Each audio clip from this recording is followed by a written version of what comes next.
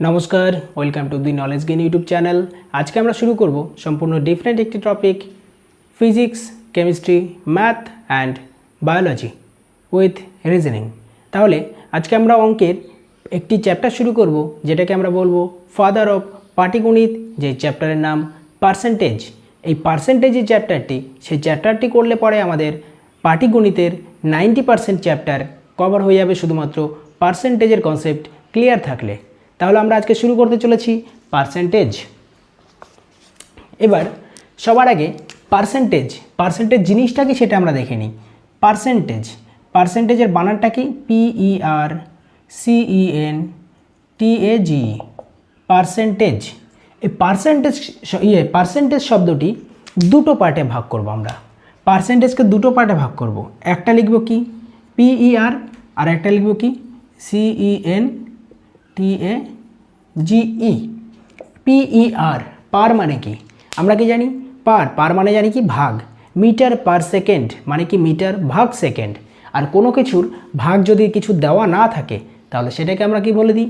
1 ভাগ। তাহলে পার মানে কি ভাগ, তাহলে এটাকে আমরা কি লিখব? 1 ভাগ। ভাগে আমরা কি দেব? তারপরে কি দেখেছি? সেন্টেজ।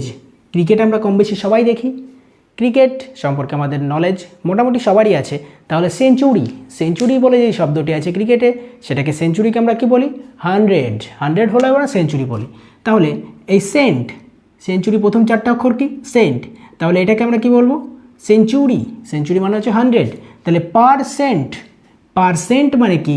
পারসেন্ট মানে হচ্ছে 1/, সেন্ট মানে হচ্ছে 100, তাহলে 1/100। এটাকে আমরা কি বলবো? পার্সেন্টেজ। আর পার্সেন্টেজ চিহ্নকে আমরা কি করে লিখি? এইভাবে। তাহলে আমরা বুঝে গেলাম পার্সেন্টেজ।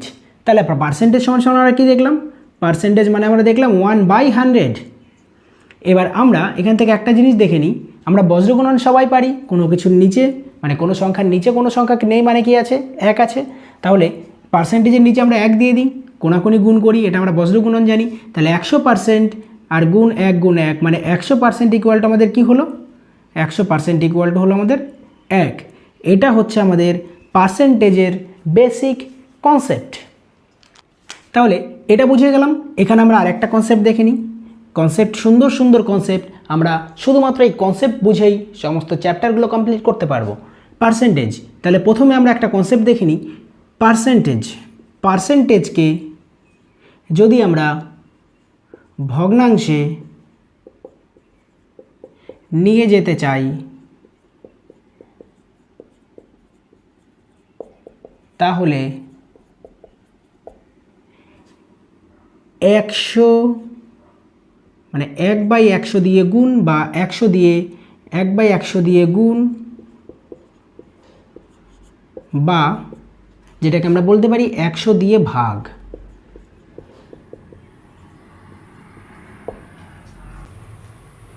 তাহলে এখানে আমরা কি দেখলাম? পার্সেন্টেজকে যদি আমরা ভগ্নাংশে নিয়ে যেতে চাই তাহলে 1/100 দিয়ে গুণ বা 100 দিয়ে ভাগ। ঠিক তেমনই ভগ্নাংশকে যদি পার্সেন্টেজে নিয়ে যেতে চাই তাহলে কি করব? তাহলে ভগ্নাংশকে যদি আমরা পার্সেন্টেজে নিয়ে যেতে গেলে নিয়ে যাবার জন্যে 100 দিয়ে গুণ করতে হবে। তাহলে ভগ্নাংশকে পার্সেন্টেজে নিয়ে যাওয়ার জন্য কি করতে হবে? 100 দিয়ে গুণ করতে হবে।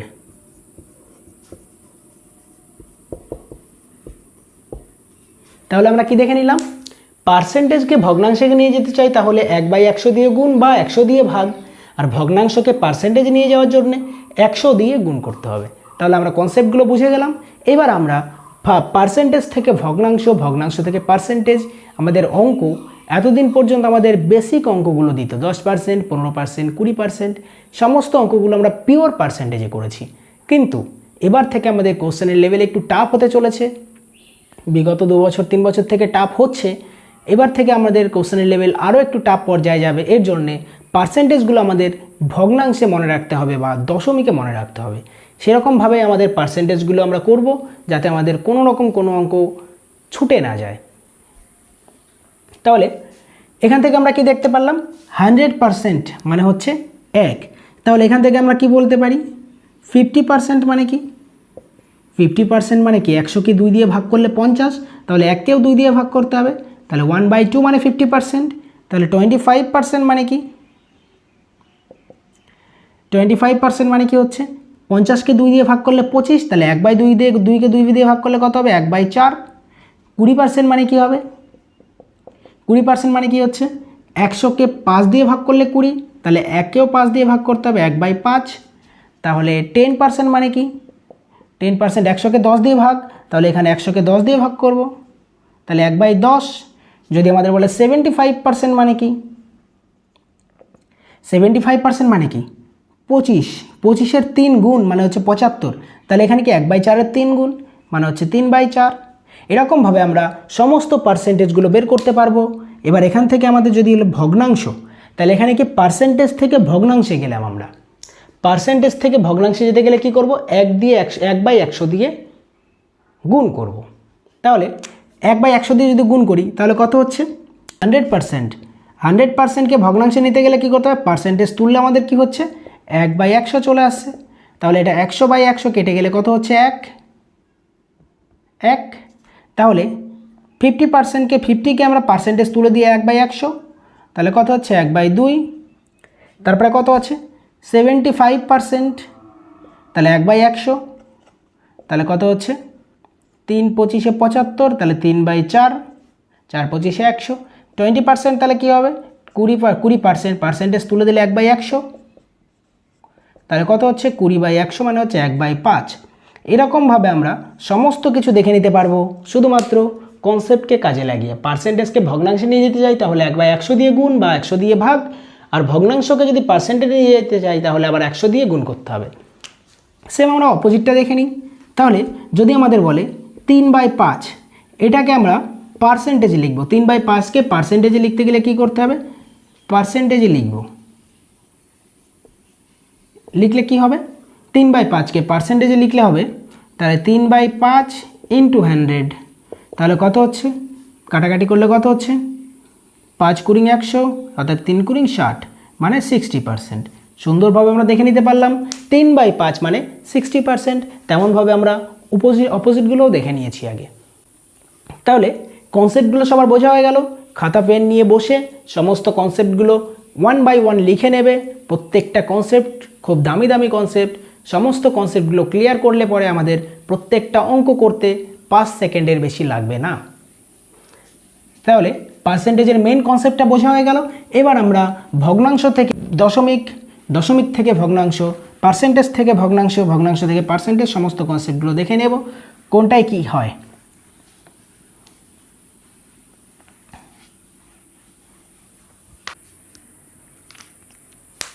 তাহলে এবার আমরা পার্সেন্টেজের টেবিলটা দেখে নেব। পার্সেন্টেজের টেবিলটা মনে রাখতে পারলে আমাদের সমস্ত কনসেপ্টের অঙ্কগুলো খুব সহজেই হয়ে যাবে। পার্সেন্টেজের টেবিল, একটা টেবিল আমরা খুব ভালো করে দেখব, পরবর্তী টেবিলে শুধুমাত্র 1 by দিয়ে যেগুলো আছে সেগুলো দেখব। কনসেপ্টটাকে বুঝিয়ে দিচ্ছি, তোমরা সমস্ত কনসেপ্টগুলো খুব সহজেই বুঝে নিতে পারবে। তাহলে টেবিলটা পার্সেন্টেজ টেবিল, তাহলে আমরা কি দেখলাম? 100% মানে কি? ইকুয়াল টু 1, 50% মানে কি? ইকুয়াল টু 1/2, তাহলে 33.33% মানে কি? 1/3, 25% মানে কি? 1/4, 20% মানে কি? 1/5, 16.66% মানে কি? 1/6। এরকমভাবে আমরা সমস্ত পার্সেন্টগুলো দেখে নেব।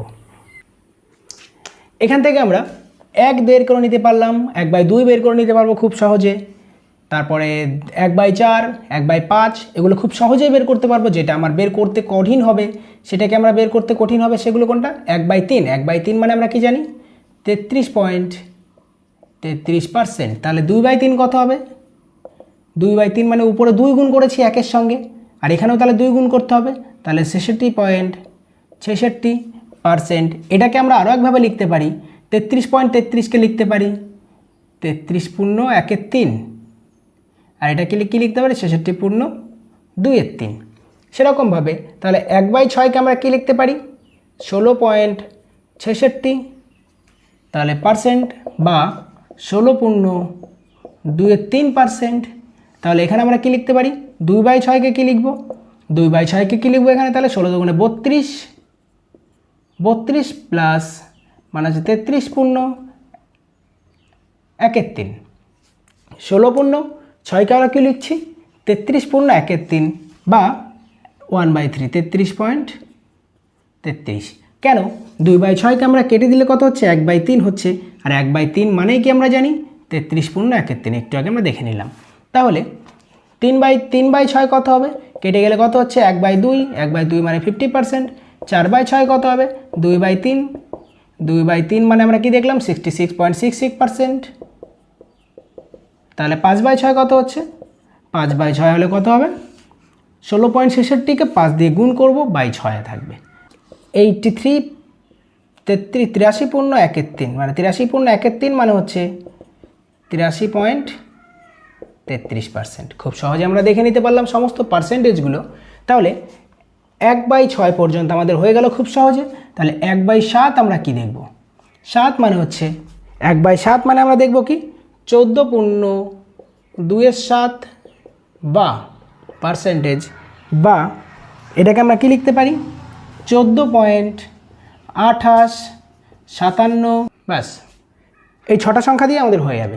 তাহলে এখানে আমরা কি লিখব, 1/7 মানে আমরা কি দেখলাম 14 পূর্ণ 2/7, তাহলে 2/7 মানে কত হবে 28.2 দিয়ে গুণ করব সবাইকে, 28.2 গুণে 4/7, তাহলে এটাকে আমাদের কি হচ্ছে 28 সবাইকে 2 দিয়ে গুণ করলে কত হচ্ছে 57.14। 3/7, 3/7 মানে কত হচ্ছে, তাহলে 3×14 42, 42-এর কাছাকাছি কত হচ্ছে 42 পূর্ণ 6/7। তাহলে এটাকে আমরা কি লিখতে পারি 42.8571। 4/7 মানে কি হচ্ছে, 4/7 মানে হচ্ছে 4×14 56 মানে হচ্ছে 57 পূর্ণ 1/7 লিখব। তাহলে এটাকে আমরা কি লিখব 57.1428। এটা আমরা কিভাবে লিখছি সেটা আমরা দেখে নেব এখন। একটা সাইকেল আছে, সাইকেলটা হচ্ছে 14, 28, 57, 14, 28, 57। তাহলে প্রথমে কি হচ্ছে 14, 28, 57। তাহলে প্রথমটা আমি কি লিখেছি 1/7 মানে 14.2857 পরপর লিখে দিয়েছি, 2/7 মানে 28.5714 পরপর লিখে দিয়েছি, 28.5714 পরপর লিখে দিয়েছি। 3/7 মানে আমার কত হয়েছে 42.8571। তাহলে এটা আমরা কি করে লিখলাম 42। তাহলে এখানে কি কত আছে 14, 28, 57। এরকম যদি আমি 42টাকে লিখে দিই তাহলে 85 তারপরে 71 থেকে যাচ্ছে, সেরকমভাবে আমরা 42.8571 লিখে দিলাম। তারপরে কত 4/7, 57.1428, 4/7 মানে 57.1428 পরপর হয়ে গেল। 5/7 মানে কত হচ্ছে 5×14 70 মানে হচ্ছে 71-এর কাছাকাছি একটা আসবে। তাহলে এখানে কি 71, তাহলে 71.4285, 4285। তারপরে 6/7 মানে কত হবে 6/7 মানে কত হচ্ছে, তাহলে 6/7 করলে কত হচ্ছে 6 15 90, 6×14 84, 84 মানে হচ্ছে 85। তাহলে 85 দিয়ে আমাদের একটা সংখ্যা আছে 85.7142। খুব সহজে আমরা দেখে নিতে পারলাম। আর 7/7 মানে হচ্ছে কেটে গেলে 1 মানে হচ্ছে 100%। খুব সহজেই আমরা দেখে নিতে পারলাম সমস্ত কনসেপ্টগুলো কি করে আমরা 1 থেকে 7 পর্যন্ত 1/7, 2/7, 3/7, 4/7, 5/7, 6/7, 7/7 মানে 1 সমস্ত কিছু আমরা কি করে দেখে নিলাম খুব সহজে একটা 14, 28, 57 সাইকেলের সাহায্যে। তাহলে 1/8, 1/8কে আমরা কি করে বের করব 1/8, 1/8 মানে আমরা কি জানি 12.5%। তাহলে এটাকে আমরা 2/8 করলে কি করব 2/8 মানে হচ্ছে কেটে গেলে কত হচ্ছে 1/4, 1/4 মানে হচ্ছে 25%। এভাবে আমরা না করে আমরা 2/8কে সরাসরি বের করব। 2/8, 1/8 মানে কত 12.5%। তাহলে 2/8 মানে কি উপরে 2 গুণ করেছি মানে 12.5-এর সঙ্গে 2 গুণ করব, তাহলে কত হবে 25%। 3/8 মানে কত হবে 12 সঙ্গে 3 গুণ করবো, 3 × 36, 0.5 সঙ্গে 3 গুণ করলে 1.5 মানে হচ্ছে 37.5%। 4/8 মানে কত হবে 4 × 48, 0.5 × 4 মানে হচ্ছে 50%। খুব সহজে আমরা দেখে নিতে পারবো প্রত্যেকটা পার্সেন্টেজ আমরা বের করতে পারবো খুব সহজে। তাহলে 1/9 আমরা দেখে নিই। 1/9 আমার কত হবে 1/9 11.11%। 2/9 কত হবে 2/9 হয় 2 দিয়ে গুণ করবো এটাকে 22.22%। 3/9 কত হবে তাহলে 3/9 এটাকে 3 দিয়ে গুণ অতএব 33%। এরকমভাবে আমরা সমস্ত কিছু বের করে নিতে পারবো। পার্সেন্টেজ টেবিলটা খুব সহজে আমরা দেখে নিতে পারলাম পার্সেন্টেজের টেবিলের বেসিক কনসেপ্টগুলো। এবার আমরা আরও কয়েকটি জিনিস দেখে নেব। শুধুমাত্র 1/8, 1/7, 1/3, 1/6 এগুলো যদি আমাদের জানা থাকে তাহলে আমরা যে কোনো পার্সেন্টেজ বের করতে পারবো শুধুমাত্র কনসেপ্ট আর ক্যালকুলেশন কাজে লাগিয়ে। তাহলে আমরা 1/2 যেগুলো আছে সমস্ত কিছু এবার দেখে নেব আমরা। তাহলে আমাদের কোনো কনসেপ্টে আর কোনো প্রবলেম থাকবে না, খুব সহজে আমরা সমস্ত পার্সেন্টেজ বের করে নিতে পারবো। 1 থেকে 24 পর্যন্ত আমরা দেখে নেব শুধুমাত্র 1/2 যেগুলো আছে সেগুলো। আশা করি কনসেপ্টটা বোঝা হয়ে গেছে সবার। কোনো অসুবিধা থাকলে পরে কমেন্ট করে জানাবে কোথায় অসুবিধাটা আছে। তাহলে 1 মানে আমরা কি জানি 100%। 1/2 মানে আমরা কি জানি 50%। 1/3 মানে আমরা কি জানি 33%। 1/4 মানে আমরা কি জানি 25%। 1/5 মানে আমরা কি জানি 20%। 1/6 মানে আমরা কি জানি 16.66%।